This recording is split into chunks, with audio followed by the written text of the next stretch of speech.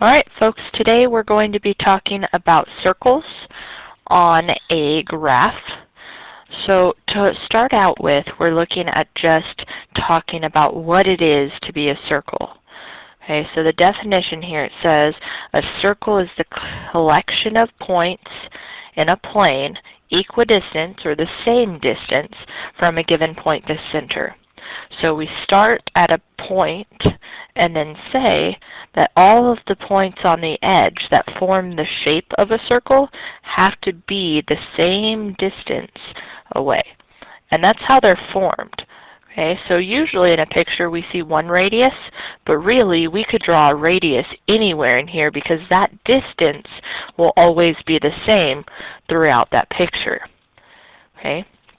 Well, if the definition of a circle has to do with distance, then the equation of a circle is actually just a form of the distance formula. Okay, let's see why.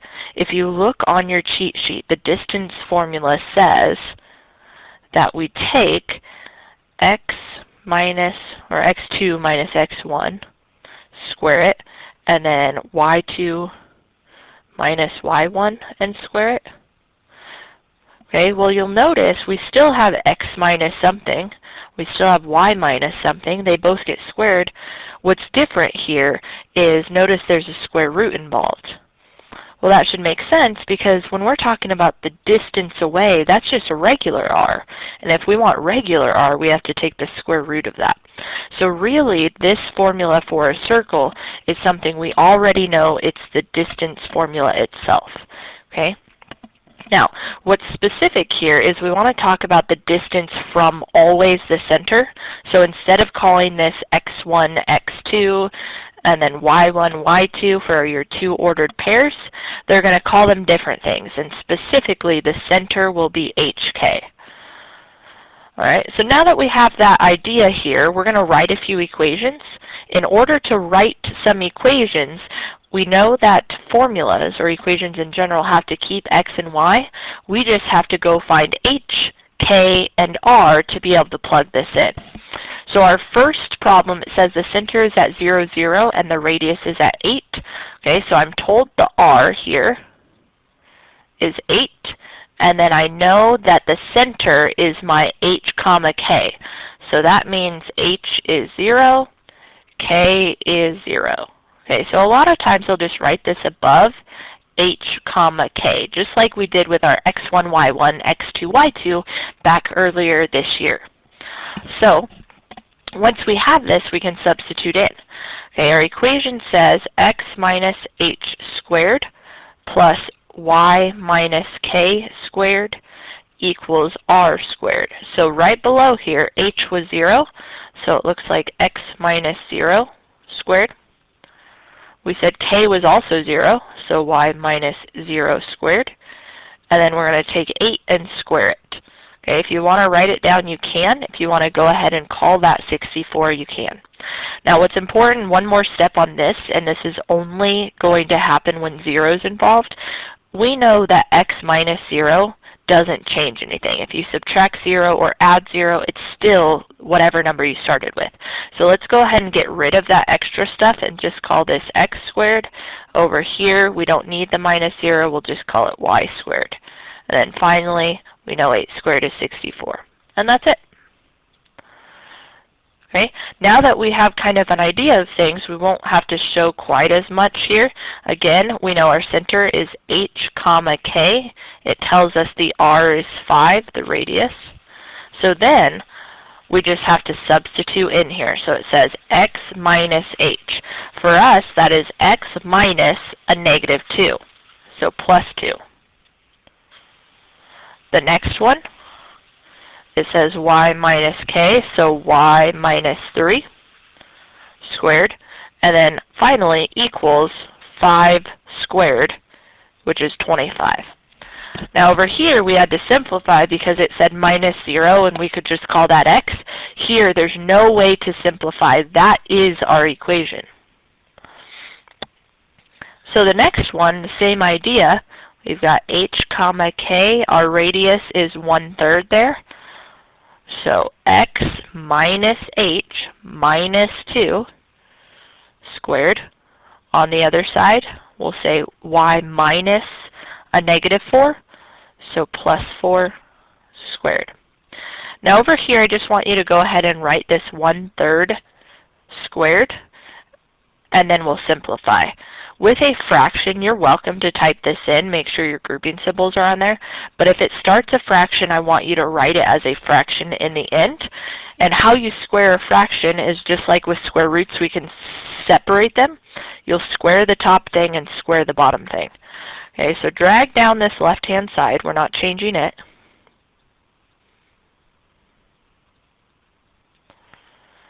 But 1 squared is 1, and 3 squared is 9.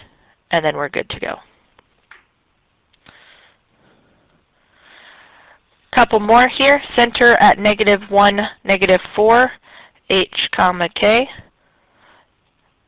So this looks like x minus a -1, so plus 1 squared. Second piece, y minus a -4, so plus 4. And then over here, again, if you're not sure immediately, just write it down and we can simplify it. Okay, well, I'm going to go back here to what we were talking about with this distance formula. We said that a square root was how we get rid of that, because a square root and a square, they cancel each other out. The same thing goes backwards here. If we square a square root, they cancel out, and we're just left with regular 2. You can, again, type that in your calculator if you would like. Okay, make sure you get your squared on every single piece. Simplify the one on the right. All right. Now, before we move on to the next two, I just want to talk about something that's happening. You'll notice this started out -1, -4, but in the equation it went to +1, +4. On this one, we started out with +2, it went to -2. We started out with -4, went to +4. So every single time when you're writing this equation, you just have to remember, because this is subtraction here, it's just going to switch the sign of what it says. Okay, so here it was +2, here -3. That's kind of a quick way to finish this. So here we can just say switch the sign, +2, quantity squared. Over here, y switch the sign, +6 squared. Now over on this diameter being 8, we have to pay attention. That's not in our formula. It doesn't say equals diameter. So we have to figure out from the diameter, which is all the way across the circle, if this whole distance is 8, well, the radius then is half of that. Okay, it's always half the diameter. So we'll start by just writing 4. But then remember, it's 4 squared. So then we've got x plus 2 squared, y plus 6 squared, and then 4 squared is 16. And that's it. Go ahead, pause the video, take care of number 6 for me. When we subtract 0, the origin, remember, is 0, 0. But when we subtract 0 from anything, okay, we don't have to write that, kind of like what we did on number 1. The center was also at the origin there. Okay, so those end up just looking like x squared plus y squared. And then half the diameter is 2. We square that to get 4. Next couple, we're going to do the same thing, except instead of being given the information literally, we're given it on the graph. We still need the center and the radius, but we just have to look at the graph to find them. Okay, so go ahead and write center, radius, and we'll find each of those. The center is an ordered pair in the middle of your circle, so we'll go left 2, down 1. And the radius is the distance from that center to the edge of the circle. Okay, so they have done you a favor to put an extra dot on here to kind of show it, but the distance is the same all the way through. So you can count it to the right, going up, to the left, or down. Okay, but distance is always positive. So from here we go over 1, 2. The radius is 2 here. From there, it's the same thing that we were doing. X, switch the sign, plus 2 squared. always a plus in the middle here. Then on the other side, we're saying y, switch the sign, so plus 1 squared. Finally, way on the right, we have r squared. 2 squared is 4. All right, so we've done a lot of practice with writing equations. I want you to pause the video, take care of number 8, based on what I just showed you with the graph. All right, center was 1, 3. Radius was 3 to that edge, 3 down. Okay, so 3 squared is 9. Switch your signs on both of those to finish up. Next up, we're going to write a equation as well, but this time we're missing some information. They tell us the center, HK, but then instead of giving us the radius, they give us another point on the circle. But that's okay, we still have this formula we can use. So I want you to write that down first.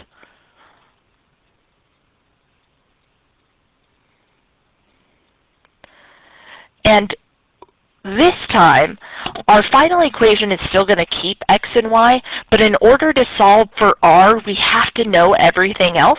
So what I want you to do above your second point is put x, y, and that'll let us get that r squared by itself. And really, for this problem, since we want r squared, we don't have to find r. We're really going to find r squared on these ones. So, substituting in, x was negative 1, minus h, so minus 3 squared. Over here, y was negative 4, k was negative 4, so it's minus a negative 4 plus 4, equals r squared. Well, negative 1 minus 3 is negative 4. We want to still square that. Over here, those cancel out to 0. So finally, negative 4 squared is negative 4 times negative 4, always positive here. So if you get a negative, just get rid of it. 0 squared is 0. So then 16 plus 0 gives us our r squared. Once we have that, we have all we need to write our equation. So x minus h, so minus 3 squared, plus on the other side, filling this in here, y minus k, so y minus a negative is plus 4. And then over here, we don't have to square it because this is already r squared, is 16. And that's it. All right, so we'll practice again on this next one. We're taking and just looking at our formula for right now. Okay, it's nice to have it right above so we can plug stuff in directly. Well, if we've got x, y, h, k, and r, we need to know what that is in terms of the points we're given. Center is always hk. Then our other point will be xy. They may flip those around on you, so make sure you're putting the center as hk. Now it says 2 minus 0. Over here, y was 0, so 0 minus 3. And we don't know r. Simplifying, 2 minus 0 is just 2. Over here, 0 minus 3 is negative 3. Okay, 2 squared is 4. Now, I've been putting parentheses around all these for a reason. They don't really matter here with numbers like 2, but they do matter with the 3. We want to also square that negative, and that's why these things always end up positive. Negative 3 times negative 3 is positive 9. So then, r squared is equal to 13. Putting it all together, we've got x minus h is x minus 0. On the other side, y minus k looks like y minus 3. And then r squared was 13. One more thing though, remember, I don't like seeing a minus 0. We're just going to call that x squared. You have to simplify that. Oops. Let's call that 3. And you're done.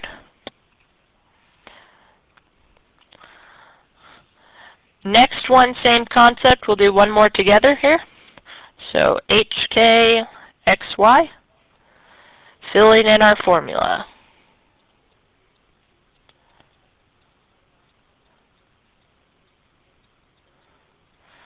So right below x, we put -6. We're subtracting a -2, so +2. On the other side here, y is 7, so 7 minus 4. And then r squared stays r squared. Simplifying, -6 plus 2 is -4. Squaring that. 7 minus 4 is 3. Squaring that. And then equal to r squared. When we take -4 times -4, we get a positive 16. And then 3 squared, a positive 9. Adding those together, we get r squared is 25. So our equation looks like x minus our h, so +2, then plus, on the other side, y minus our k, so -4, and then equals 25. Both of those things get squared just like our formula, and we already had this r squared. And that's it. Pause the video. Take care of number 12 for me.